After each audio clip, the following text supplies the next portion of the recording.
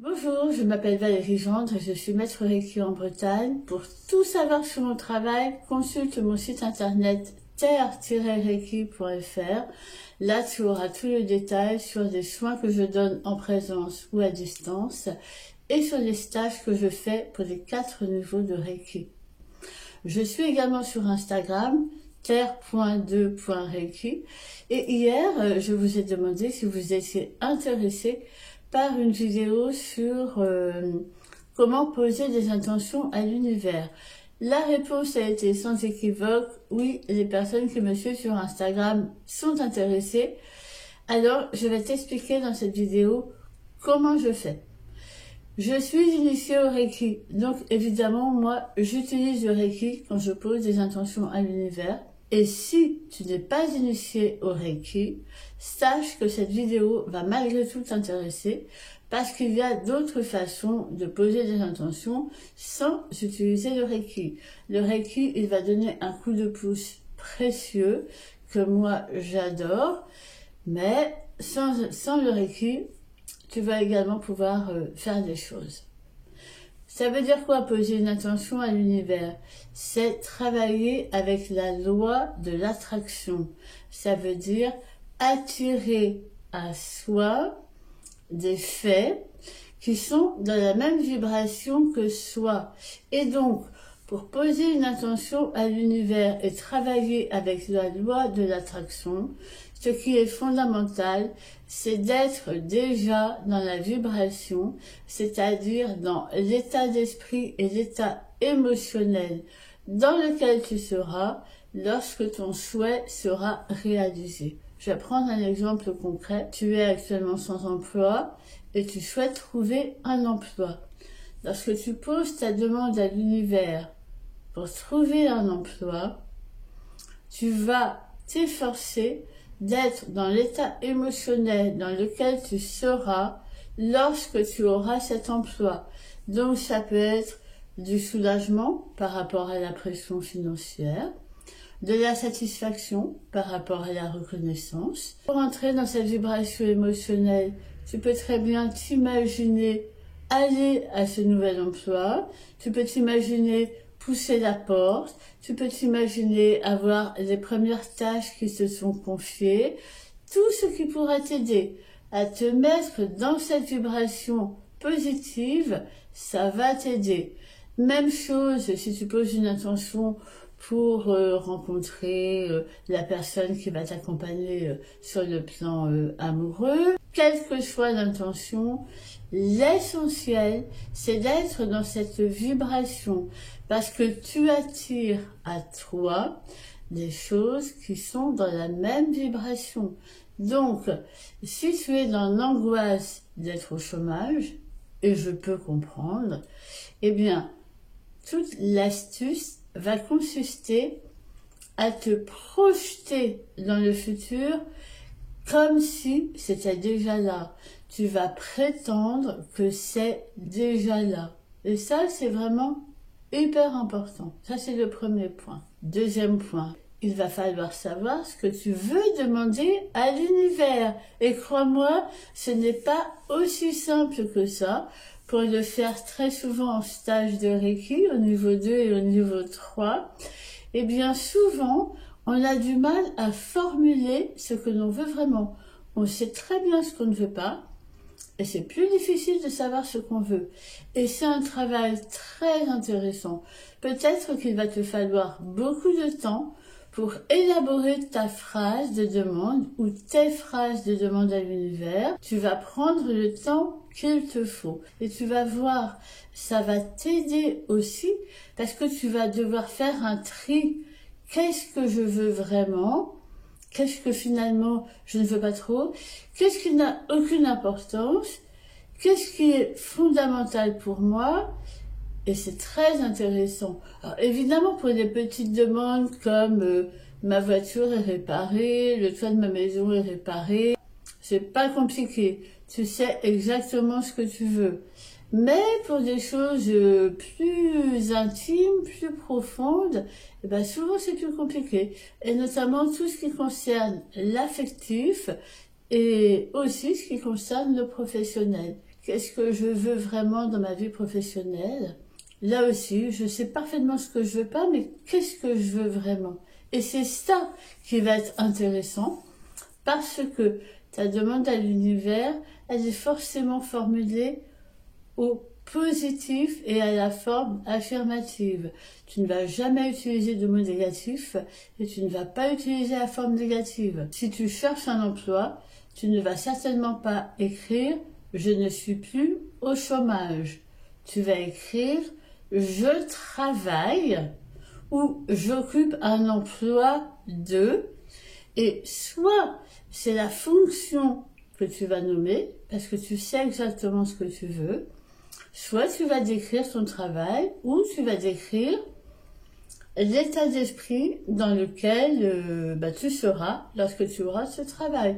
Ça peut être « je travaille sereinement »,« je travaille et j'ai des responsabilités dans ce travail ».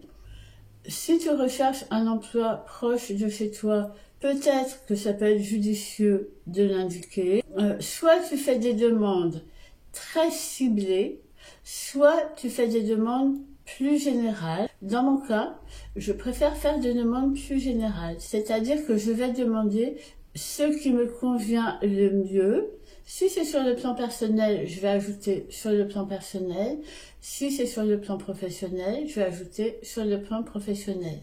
Par exemple, quand j'ai voulu trouver ma nouvelle maison, la demande que j'ai faite à l'univers, c'était « j'achète la maison qui me correspond le mieux professionnellement et personnellement ». Tu vois, j'ai employé un vrai verbe, j'achète. J'ai pas dit je veux trouver. Ça sert à rien de dire ça. On va vraiment mettre un vrai verbe, un verbe d'action. Acheter. Je l'ai mis au présent. J'achète une maison, parce que c'était important pour moi que ce soit une maison. Je n'indique pas le prix, parce que de toute façon, si le prix ne me convient pas, je ne vais pas l'acheter. Et j'ai préféré ne pas indiquer de zone géographique. J'ai simplement indiqué que ça me convenait le mieux. Et sur les deux plans, parce que c'est une maison dans laquelle j'exerce aussi mon activité professionnelle. Donc personnelle et professionnelle. Lorsque mes stagiaires me font des propositions de demande, spontanément, ce qui vient, c'est je veux, je souhaite, je voudrais. Tout ça, ça sert à rien. Tu enlèves tous ces mots-là qui servent à rien et tu mets un vrai verbe d'action. Je travaille, j'achète. Il peut également être utile d'utiliser la forme passive. Ça peut être ma voiture est réparée. Et là, je t'invite à donner une date avant le. Et ça me coûte le prix de. J'aime bien, dans certains cas, indiquer le prix. Pour la maison, on est d'accord. La maison, de toute façon, si le prix ne me convient pas, je ne vais pas l'acheter. J'en trouverai une autre. La réparation de ma voiture, eh bien là, je vais essayer d'indiquer un prix parce que je vais pas pouvoir beaucoup négocier avec mon garagiste. Et puis, si la voiture a besoin d'être réparée, je n'ai pas tellement le choix non plus. Donc là, j'aime bien indiquer un tarif. Et attention, on fixe un tarif et en règle générale, on fixe un objectif réaliste et réalisable. Ça veut dire que si la réparation coûte 600 €, tu vas pas dire que ça te coûte 10 €. C'est ridicule. Ça serait aussi arnaquer en quelque sorte le prestataire de service, en l'occurrence le garagiste. Et c'est pas que ça qu'on veut. Réaliste et réalisable. Si je récapitule, un vrai verbe au présent, des mots positifs et précis. Là, tu vois, on indique un prix, on indique une date. Pour ma maison, j'avais indiqué une date parce que moi, j'avais pas envie que l'univers prenne son temps et m'amène la maison sur un plateau d'argent, mais 3 ans après. J'en avais besoin dans les 3 mois et j'ai précisé ça sur ma demande. Donc, tu rédiges ta demande. Très important. Ta demande, elle doit te concerner toi. Elle peut concerner d'autres personnes, mais tu ne nommes personne d'autre que toi dans la demande. Sinon, tu fais de la magie noire. J'en ai déjà parlé dans d'autres vidéos. Ça veut dire par exemple que si tu souhaites que une personne de confiance arrive dans ta vie amoureuse et si tu souhaites développer une relation amoureuse avec cette personne, tu ne vas nommer personne. Parce que si tu nommes quelqu'un, c'est en quelque sorte agir contre la volonté de la personne. Elle t'a rien demandé et tu vas demander à l'univers que cette personne précise entre dans ta vie.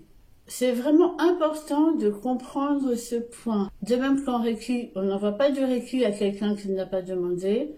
En amour, on ne demande pas que Tartampion arrive dans notre vie. On demande juste que quelqu'un de fiable, de confiance, après tu peux ajouter les adjectifs que tu veux sur cette personne, arrive dans ta vie. Est-ce que tu comprends? Sinon, c'est vraiment jeter un sort à la personne et c'est pas ça qu'on veut. En revanche, tu peux très bien poser des intentions pour quelqu'un d'autre, mais c'est cette personne qui va te dire ce qu'elle veut. Ça ne sera pas tes mots à toi, ça sera ses mots à elle. Et tu vas lui suggérer peut-être de transformer la demande si, par exemple, elle a formulé la phrase négative. Et cette demande, elle ne va donc plus commencer par « je », mais elle va commencer par Florence Dupont, si c'est Florence Dupont qui t'a fait la demande. Attention, Florence Dupont, elle doit être d'accord. Et même si ce sont tes enfants, par exemple, tes enfants passent un examen, tu as envie de poser une demande à l'univers pour qu'ils réussissent à l'examen. Attention, tu peux le faire, mais il faut que ton enfant t'en fasse la demande, ou tu lui proposes de faire, et ton enfant te dit oui ou non, et tu respectes ça. Sinon, là aussi, c'est agir contre la volonté de la personne, c'est en quelque sorte lui jeter un sort. Le travail le plus important, c'est d'être dans la vibration mentale et émotionnelle et de rédiger la bonne phrase. Ça, c'est vraiment fondamental. Une fois que tu as trouvé la bonne phrase, qu'elle résonne parfaitement en toi, tu vas ajouter la phrase antidote pour mon plus grand bien, pour le plus grand bien de tous, et en harmonie avec l'univers. C'est une phrase qui va te permettre là aussi d'entrer dans la confiance. Ça veut dire que si ce que tu demandes se réalise, c'est ce qui est parfait pour toi. Si ça ne se réalise pas, c'est que soit il y a quelque chose qui cloche dans la demande, soit c'est pas le bon moment, soit ce que tu as demandé était réservé à quelqu'un d'autre. Par exemple, pour un emploi, vous êtes forcément plusieurs candidats. Peut-être que ce sera tout simplement la personne qui en a le plus besoin. Et là, eh bien, nous, on peut pas juger. Mais l'univers, par contre, peut juger parce que l'univers a une vue d'ensemble. Toi, évidemment, tu veux ce qui est bien pour toi. Mais l'univers, il a tout le monde. Et c'est donc l'univers qui va choisir le candidat.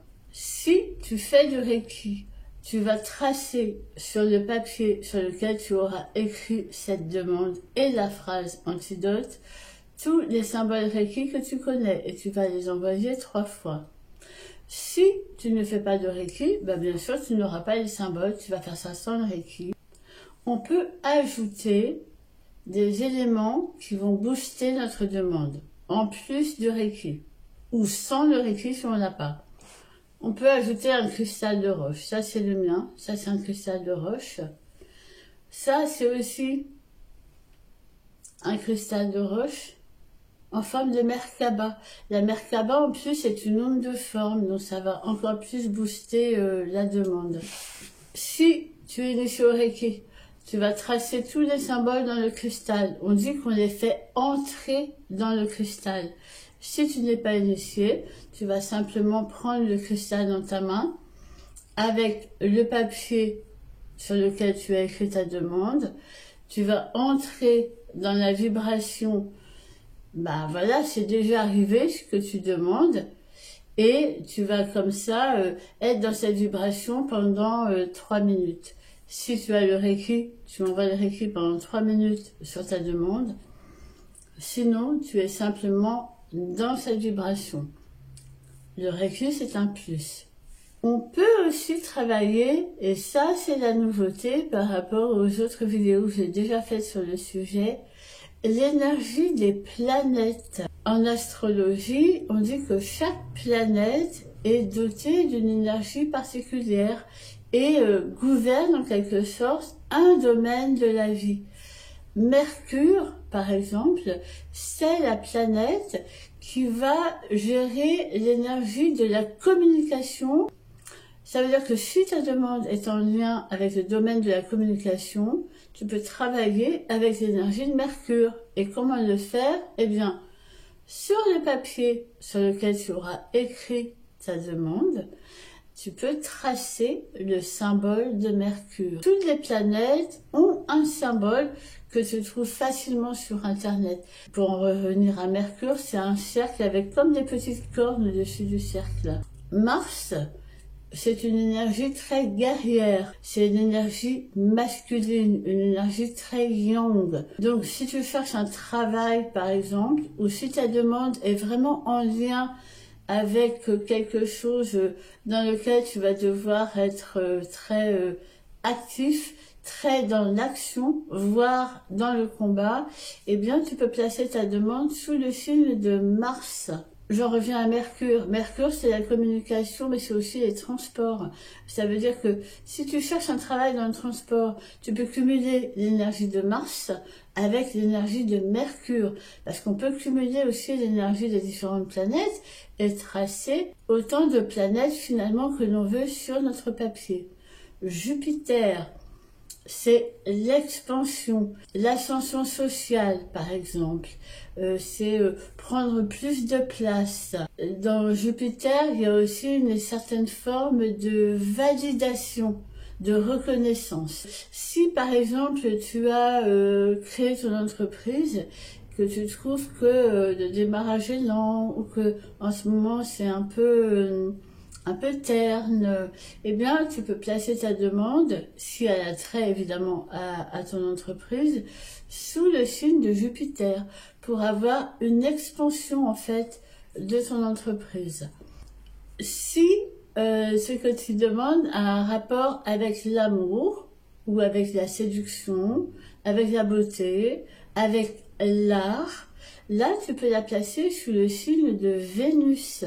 Si ta demande est en rapport avec l'intuition, l'imagination, la créativité, moi, je mettrais ça sous le signe de la Lune. Neptune aussi est pas mal pour l'intuition. Si ta demande a un rapport avec une invention moderne, eh bien là, tu peux la placer sous le signe d'Uranus. Uranus, c'est tout ce qui est nouveauté, innovation. Imaginons que tu aies inventé quelque chose et que tu veux déposer un brevet, tu fais une demande dans ce sens, et bien là, tu peux placer ta demande sous le signe d'Uranus, parce que c'est l'énergie d'innovation, et sous le signe de Jupiter, parce que bien toi, tu veux que ton invention soit connue aux yeux de tous et jouisse d'une certaine validation. La réparation d'une voiture, je la placerai sous le signe de Mars. Mars, c'est l'énergie masculine, mais c'est aussi représenté par le fer, les métaux. Or, eh bien, dans un moteur, dans une voiture, il y a de moins en moins de métaux, mais il y en a quand même. Donc, je mettrai ça sous le signe de Mars, la réparation de la voiture, et de Mercure, parce que Mercure, c'est les moyens de transport et la communication, donc la voiture. Tu vois un peu comment ça fonctionne? Vénus pour l'amour, Mars pour le travail, Mercure pour la communication, Uranus pour les inventions, tout ça, ça me paraît déjà pas mal. Tu peux faire des demandes sur à peu près tous les domaines. Alors, moi j'en ai fait beaucoup. Je réserve les demandes que je fais aux situations bloquées. Si je sens que je vais avoir des difficultés, je pose une demande, je pose une intention. Une fois que tu as posé ton intention, tu vas donc être dans la vibration émotionnelle, et puis si tu es initié au Reiki, tu vas envoyer le Reiki pendant 3 minutes le premier jour. Et tu vas faire ça pendant 4 jours consécutif. Si tu utilises un cristal, tu vas travailler avec le cristal et ton papier dans ta main les 4 jours. Et le 5e jour, tu vas brûler le papier, même si ton intention n'est pas déjà réalisée, en remerciant l'univers. Tu n'as peut-être pas encore vu les effets de ta demande à l'univers, et quels que soient les effets, tu remercies parce que l'univers t'apportera ce qui convient pour toi. Ensuite, il est très important d'oublier en quelque sorte la demande que tu as faite à l'univers pour te centrer sur les actes concrets que tu vas poser dans le monde, dans la matière, pour obtenir la réalisation de ta demande. Il y a un vieil adage qui dit « Aide-toi et le ciel t'aidera ». C'est clair que si tu poses des demandes à l'univers et que tu ne fais rien toi-même pour la réalisation de ce que tu veux, il ne va pas se passer grand-chose. Mais si tu fais et qu'en plus tu poses cette intention à l'univers, alors là, tu peux avoir des résultats assez fantastiques. Je fais un petit retour arrière. Je rembobine. Tout à l'heure, je t'ai dit que moi, je préfère ouvrir le champ. Je vais demander ce qui me convient le mieux à l'univers. Mais j'ai un élève qui, contrairement à moi, le jour où il a cherché une maison, a été très précis. Il voulait une maison ancienne, dans une commune précise, et il a fait sa demande dans ce sens-là. J'achète une vieille maison dans telle commune, et il a réussi à acheter sa maison. C'est une commune dans laquelle il y a beaucoup de pression immobilière et c'était pas gagné. Et on a donc comparé nos deux expériences. Moi, j'avais laissé le champ libre. Du coup, j'ai trouvé ma maison pas forcément dans une commune que j'aurais sélectionnée spontanément, mais quand la maison s'est présentée, je l'ai vraiment vécue comme une opportunité et comme une chance. Et lui, au contraire, il voulait vraiment une commune particulière et il s'est dit, eh bien, puisque c'est là que je veux acheter ma maison, c'est là que je vais demander. Et il a obtenu ce qu'il a demandé.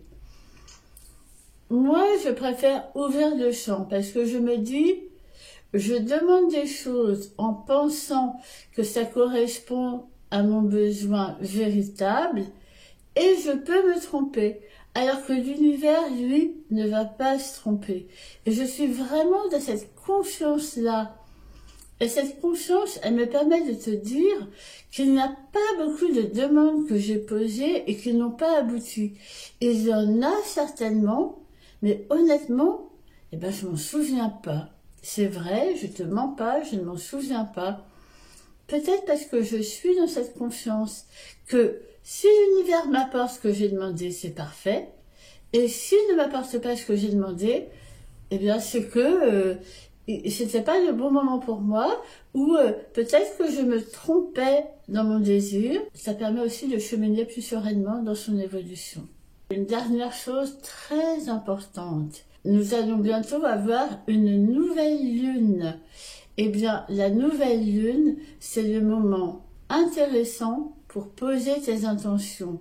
Il est dit que l'on sème à la nouvelle lune, que l'on appelle aussi la lune noire, et que l'on récolte à la pleine lune. Ça ne veut pas dire que tu vas récolter à la pleine lune prochaine, hein, ça peut demander plus de temps. Mais en tout cas, il serait plus judicieux de poser tes intentions à la nouvelle lune. Alors c'est tout bientôt, profites-en. Et puis si tu as raté celle de décembre 2023, qui est donc le 12 décembre 2023, sache qu'il y a une nouvelle lune au moins une fois par mois, tous les 28 jours.